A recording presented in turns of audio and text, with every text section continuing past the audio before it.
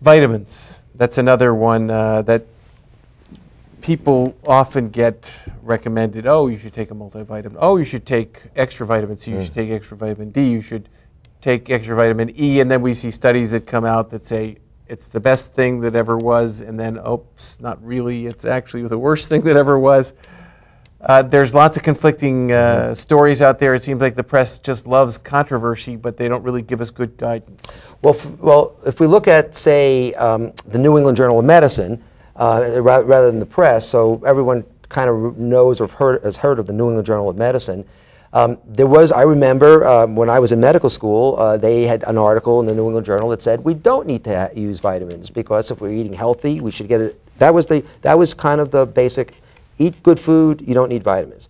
But by the time I finished medical school and training, another article came out in the New England Journal that recognized that, you know what, food is being overprocessed, soil is being depleted.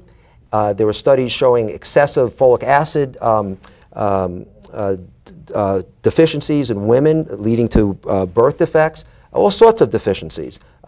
And there was enough scientific evidence to actually change the mind of the editorial writers in the New England Journal saying, you know what, because of circumstances, we probably should be taking some type of a foundation vitamin. So yeah, so we may hear divergent things about taking vitamins in general, but I think right now the recommendation is usually made based on the fact that we can't trust necessarily just eating well to provide us with the vitamins we have. But then there's certain compelling indications for vitamins. I mentioned, say, folic acid for pregnant women. That's obvious.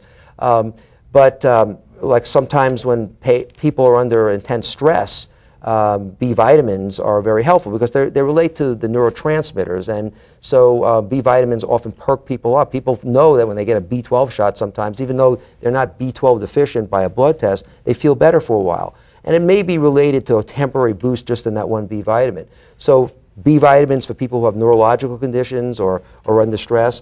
Certainly a whole bunch of supplements for pre-diabetics. So patients who have prediabetes or what we call the metabolic syndrome or even diabetes, chromium, again fish oil, and several other ones actually will improve glucose utilization and insulin sensitivity. So specific conditions. We can't not mention vitamin D. Vitamin D, every week there's an article about something else it does for our benefit.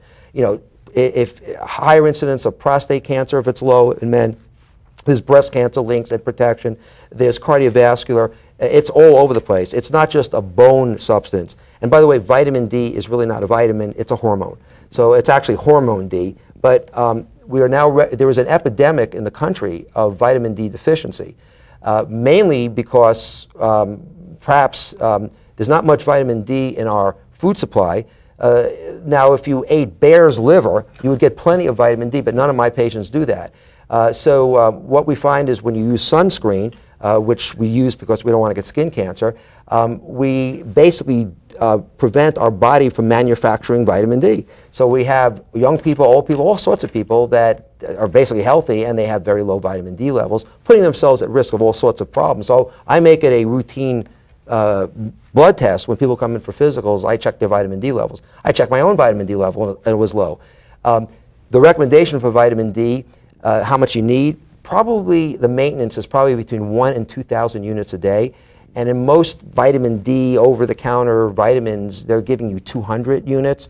And that's kind of the level that, say, milk is fortified or orange juice is fortified. It's not a lot. So I think vitamin D is one, if you're low, probably need to be on maintenance. So as I'm hearing you, is that a multivitamin's a reasonable option? That you might want to take some B complex with C if you're in a stressful state, being taxed, not sleeping as well, overworked, or whatever it might be. But that most of the time those things are excreted if you don't need them anyway. It's not like they accumulate. And sunshine yellow urine. Sunshine yellow urine, yes.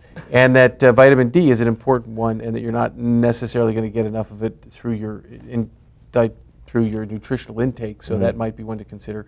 Are there any other vitamins or minerals that you typically routinely recommend for people? Well, for all my patients who take statins, cholesterol medicines, So there's a whole bunch of statins that are out there. I recommend that they take a daily dose of coenzyme Q. And coenzyme Q is a very important energy molecule in our body. It's an energy nutrient. And it turns out that the statins, the same way they lower cholesterol, they at the same time knock down this important energy molecule.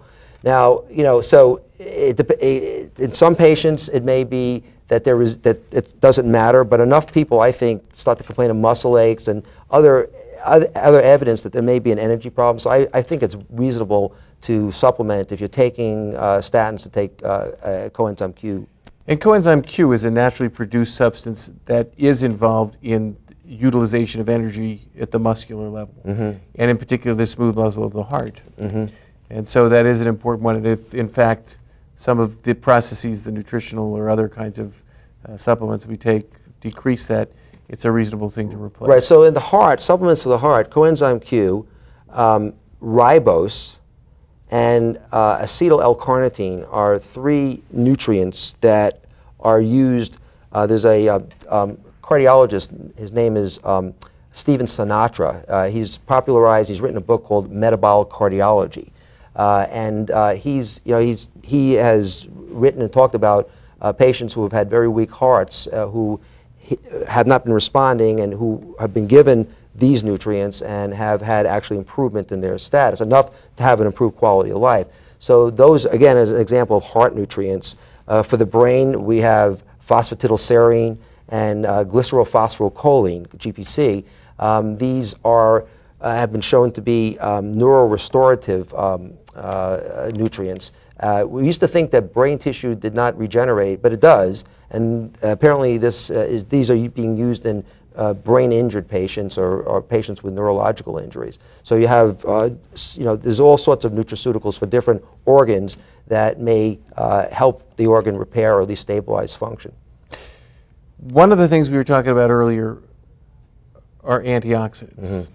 And certainly what the discussion has, I think, demonstrated for everyone is that, boy, it really